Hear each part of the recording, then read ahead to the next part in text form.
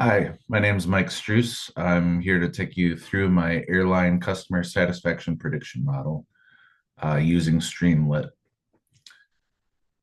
In this app, I used a little more than $100,000 row survey of airline customers. And this prediction model is going to examine what causes someone to be satisfied or unsatisfied with their airline. For example, will gender make a difference in satisfaction with an airline? This generative AI picture suggests the men will be more dissatisfied. Let's dig a little further and see if that's true. I have a page for a data overview, previewing how big the data frame is.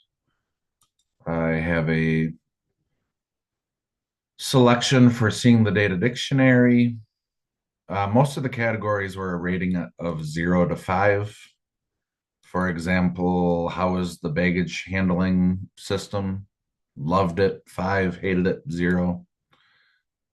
There's a few categorical data that I use get dummies. For example, what class they were in, which created categories where it was 1 if it applies. For example, if they were in economy, they received a 1. If they're in economy plus, there's a 1. Also, there's a clicker for show the data frame. I noticed in the Streamlit app, it takes a little longer to load things since there's so many rows. You can sort any of these by clicking the title. So click it once, it might go to the highest ratings. Click it again, it might go to the lowest ratings. And if you scroll to the right, you can see all of the categories with a preview of what that data looks like. And I mentioned it in the copy up top, but you can see exactly how many rows and how many columns. You might notice in the description, I say there's 23 variables to help predict whether someone is satisfied. You might notice in the shape, there are 24 columns. What's the discrepancy? Well, one of the columns is whether the customer was satisfied or not. That is our target variable. And in a machine learning model, you always need a target model or a target variable, which is what you use all the numerical variables to predict which classification will it fall into. In this case, satisfied or not satisfied. The exploratory data analysis allows you to do some visuals. For the histograms, I made it by default to check shows by satisfaction. 1 would be satisfied, 0 would be not satisfied. So wherever you see more darker values, that would mean for this distribution, those people were more likely to be dissatisfied. As far as age, I found it interesting. Until you're about 40, you're a little more likely to be dissatisfied with your flight. And people 40 to 60 were more likely to be satisfied with their flight. I think the confounding variable there is when you're 40 to 60 and you're in the later half of your career, you probably have the funds to pay for like a better seat or a better class. So you could dissect the data that way too. Flight distance, people with extra long flights. So we're talking international flights probably. We're more likely to be satisfied than dissatisfied. Maybe some confirmation bias there. You already put $2,000 or $1,000 into your flight. Maybe you're more likely to convince yourself that you were satisfied and didn't make a bad decision with your airline. Could be another confounding variable. But you can jump through those and see the distribution and how different areas of the distribution were satisfied or dissatisfied. A little less useful, I think, is the box plots. Again, the box plots are split by satisfied, which is the lighter color, and dissatisfied, which is the blue color. One I'll point out where I thought this was easier to see the difference was seat comfort. See if I can find it here. Uh, Seat comfort, there it is.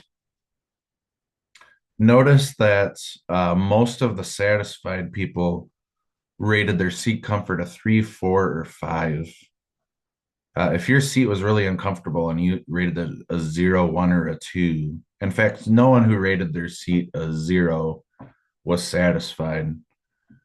But there was apparently a 1 customer and a 2 customer who sat through their whole flight on a 1 or 2 out of 5 and still rated their flight as um, sad, or the airline as rating the airline as satisfied with airline.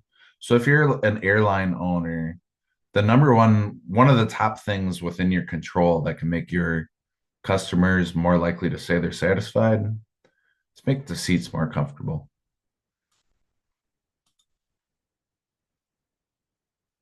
In the model training and evaluation, you're going to see which model performs best between k nearest neighbors, logistic regression, and random forest.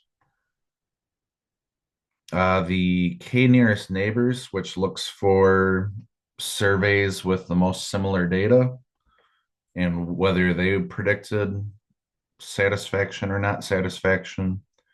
That model has a rating of 92.6. We see here what we'd call a confusion model. In dark purple, we see errors. This 383 would be people who were predicted to be satisfied, but were actually unsatisfied. That's a false positive. And a false negative would be down here. That's where they are predicted based on the survey data not to be satisfied, but they were actually satisfied. These may seem like big numbers, but keep in mind this was built on 100,000 surveys, which is why our percentage is still pretty high. Under make predictions, you can fill out kind of a sample survey. You can put in your own age. You could put in a different age and predict. I noted people between 40 and 60 were highly satisfied. So let's put this person at 52. I noticed people who flew longer flights were more satisfied. So let's bump this up a little. All of these are defaulted at 3. So I'm going to leave them at 3. But let's move the seat comfort to a 5. And everything else was just average. Let's scroll down to the bottom and see if they're satisfied. Right now, it's predicting the person would be unsatisfied. What if we change their travel type to personal? Personal people on average actually found were less likely to say they were satisfied. If we switch between male and female, that doesn't make a difference. What if we say they're an economy plus? Still not. What else could we bump up? Let's make the flight a little bit longer, or 1,000 miles longer.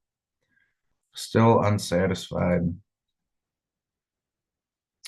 What if we bump up the legroom? The person said the legroom was amazing. For someone who's 6'3" himself, that's a big factor in whether I'm satisfied. Females still unsatisfied. Men still unsatisfied. What if we say the ease of online booking? That was actually a higher correlation in the correlation model. Men still no, women still no. What if we say, what else could we change? Food and drink, what if we pump that up? Still unsatisfied for females. Baggage handling and in-flight service, let's pump those to a 5. For men, still no. Women are satisfied in this model. Um, but you can see how different values as you play with them. How many categories do I need to get up to a 4 or 5 in order for the people to be satisfied? Also, I didn't point out earlier in the exploratory data analysis, there was a correlation section, which basically just takes the uh, 23 correlations and shows you which ones are the biggest positive correlation. Like if they rated online boarding as a smooth process, they were more likely to rate as satisfied. In-flight entertainment was another one I could have pushed up to get them satisfied. People who were personal travelers were way more likely to put a negative review, as were people in economy class. So again, my theory that if you're younger and you can only afford a economy class, you might fall into the group that's dissatisfied, whereas you become a little more economically stable, maybe you bump into economy plus, you're more likely to rate something positively. I also put in an about me page where you can read more about me. So that's my airline classification machine learning model. My information's on here if you want to learn more about it. Thanks for watching.